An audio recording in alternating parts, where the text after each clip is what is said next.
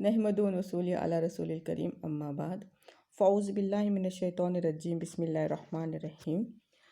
प्यारे बच्चों, अस्सलाम वालेकुम व रहमतुल्लाहि व बरकातुहू। दुआ है कि तुम सब और तुम्हारे अपने खैर व आफियत के साथ रहो, आमीन सुम्मा आमीन। तो बच्चों, आज की 4 बातें लेकर मैं हाजिर हूँ और उम्मीद करती हूँ कि तुम इनको सुनोगे, अपनी लाइफ में अप्लाई करोगे और इससे मुस्तफ़ीद होंगे इंशाअल्लाह ताला। तो आज की जो पहली बात है, तो आज की पहली बात के लिए मैंने एक आयत सेलेक्ट की है जो सूरह बनी इसराइल से है। सूरा नंबर 17 आयत नंबर 36 है। देखो अल्लाह ताला क्या फरमाते हैं, वला तक़फ़ु मा लैसा लक बिही इल्म इन्न समअ वल बसर वल फुअद कुल्लु उलाइका काना अन्हु मसऊला। क्या बोलते हैं अल्लाह ताला, जिस बात की तुझे खबर ही ना हो उसके पीछे मत पड़, क्योंकि कान और आँख और दिल इनमें से हर एक से पूछगछ की जाने वाली है। देखो बच्चों, तुम्हारी ये जो एज है, तुम्हारी जो उम्र है, तुम बहुत मासूम होते हो, तुम ऐसे गलत काम नहीं करते। लेकिन जैसे जैसे उम्र बढ़ती है तो ये कुछ गलत आदतें जो है वो अंदर आती है अपने अंदर। जैसे किसी की बातें सुनना, किसी की बातें सुनकर दूसरे को बताना, या फिर किसी पर बिला वजह तोहमत लगाना, या किस गलत किस्म की अफवाहें फैलाना। तो देखो कितने प्यार से अल्लाह ताला हमें समझा रहे हैं कि तुमको जिस बात का इल्म नहीं है उस बात के पीछे पड़ो ही मत, क्योंकि तुम्हारे कान का भी हिसाब होगा, तुम्हारे आँखों का भी हिसाब होगा, जो तुमने क्या देखे हो, गलत देखे हो सही देखे हो उसका भी हिसाब होगा, गलत सुने हो सही सुने हो उसका भी हिसाब होगा, और तुम्हारे दिल का भी हिसाब होगा। हर एक चीज़ से पूछगछ होने वाली है कि इसको तुमने कौन से अच्छे कामों में लगाया या कौन से गलत कामों में लगाया। तो कोशिश करो कि तुम्हारे सारे ऑर्गन्स को अच्छे कामों में लगाओ इंशाअल्लाह ताला, क्योंकि हमने देखे ना छोटी से छोटी नेकी भी अल्लाह ताला काउंट करने वाले हैं। तो अपने जिस्म के हर ऑर्गन से अच्छी अच्छी नेकियां होने दो इंशाअल्लाह ताला। चलो आज की दूसरी बात की तरफ आते हैं। आज की दूसरी बात में सर्कल ही लिए हैं हमने। कल हमने सर्कल के रेडियस, डायमीटर, सर्कमफरेंस के बारे में देखे थे। आज हम देखेंगे कि सर्कल का एरिया। तो सर्कल, एरिया ऑफ सर्कल है पाई स्क्वायर आर। यहाँ पर आर जो है वो क्या है, रेडियस है, और सर्कमफरेंस है 2 पाई आर। अच्छा, अभी तुम पूछोगे व्हाट इज पाई, ये पाई क्या है। तो देखो पाई की वैल्यू 3.14 होती है या 22/7 होती है। इन्हें अभी आइंदा क्वेश्चन में तुमको सिर्फ सर्कल का रेडियस या डायमीटर दिया हुआ रहेगा, तो तुम उसका एरिया भी फाइंड आउट कर सकते हो पाई स्क्वायर आर इस फॉर्मूले से, या सर्कमफरेंस भी फाइंड आउट कर सकते हो 2 पाई आर इस फॉर्मूले से। तो ये 2 फॉर्मूले अभी ध्यान में रहेंगे इंशाअल्लाह ताला। चलो आज की तीसरी बात की तरफ आते हैं। तीसरी बात के लिए साइंस के सॉलिड वेस्ट मैनेजमेंट से मैंने चूज़ किया है, सॉलिड वेस्ट मैनेजमेंट के लिए मैंने चूज़ किया है 3R प्रिंसिपल। 3R प्रिंसिपल क्या है, रिड्यूस, रीयूज़ एंड रिसाइकल। ये 3R प्रिंसिपल है।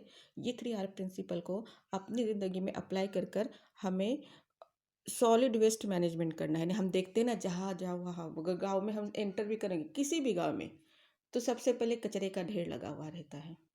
और वहाँ पर ये सॉलिड वेस्ट ज़्यादा से ज़्यादा रहता है।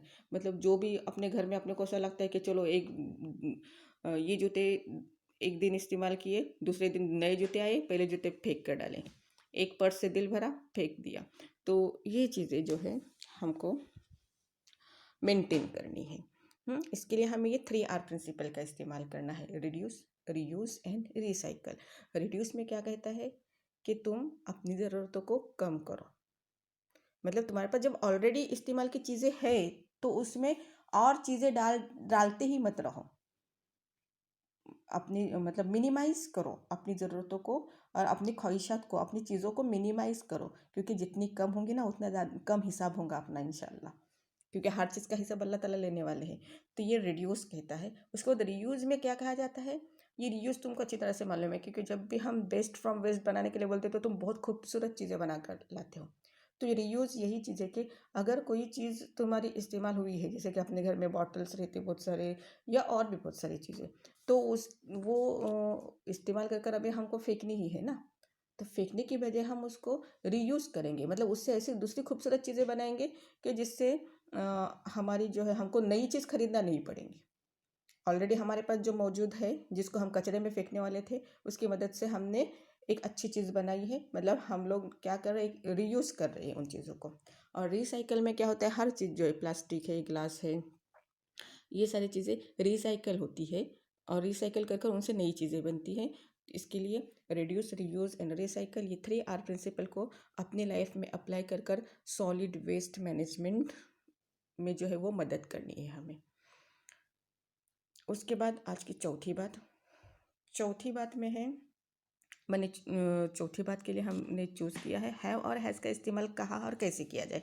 तो बच्चों, हैव और हैज़ का इस्तेमाल जनरली प्रेजेंट टेंस में किया जाता है और अपनी पोजीशन बताने के लिए, ये मेरा है ऐसा बताने के लिए या मेरे पास है ऐसा बताने के लिए हम हैव और हैज़ का इस्तेमाल करते हैं। जैसे कि I have pen, I have car, I have one brother. तो ये हैव जो है वो जनरली आई, वी और दे इनके साथ आता है। मतलब we have car, we have own house, हमारा घर है, हमारी कार है, वी। या फिर they have car, they have pen, they have dress, उनका। और हैज़ का इस्तेमाल ही, शी और इट के बाद आता है, जैसे कि she has pen, she has car. तो इस तरीके से ये हैव और हैज़ का इस्तेमाल प्रेजेंट टेंस में अपनी पोजीशन बताने के लिए करते हैं और इनकी मदद से जो हम इंटरोगेटिव क्वेश्चंस भी बनाते हैं, मतलब सवाल भी कर सकते हैं कि do you have pen, do you have brother, क्या तुमको भाई है, यस आई हैव ब्रदर। मतलब इस तरीके से हम उसका आंसर दे सकते हैं। ये हैव और हैज़ का यूज़ हुआ। तो ध्यान में रखो, एक बात ध्यान में रखो, हमेशा हैज़ जो है वो ही, शी और इट या सिंगुलर के बाद आता है और हैव जो है वो आई, वी, दे इन प्रोनाउन के बाद या प्लुरल के बाद आता है। हाँ, अभी ये हैव का इस्तेमाल है ना जिन दूसरे वर्ब के साथ भी होता है, जैसे कि हैव टू। जैसे कि अभी मुझे मतलब कोई भी एक्टिविटी जो है वो अभी हुई नहीं है लेकिन आगे होने वाली है। जैसे कि अभी मुझे स्कूल जाना है तो मैं क्या कहूँगी, I have to go to school. Understand. अभी मेरे को पढ़ाई करनी है तो मैं क्या कहूँगी, I have to write homework. तो ये हैव टू मतलब जो एक्टिविटी अभी हुई नहीं है लेकिन आगे होने वाली है, इन एक्टिविटी के बारे में जब हम बोलेंगे तब हम हैव टू का इस्तेमाल भी करेंगे। तो बच्चों, ये थी आज की 4 बातें। उम्मीद करती हूँ कि तुम इनको सुनोगे और अपनी ज़िंदगी में अप्लाई करोगे और इंशाल्लाह तुम इससे मुस्तफ़ीद भी होंगे। व आखिरुद्दावाना अनिल हम्दुलिल्लाहि रब्बिल आलमीन।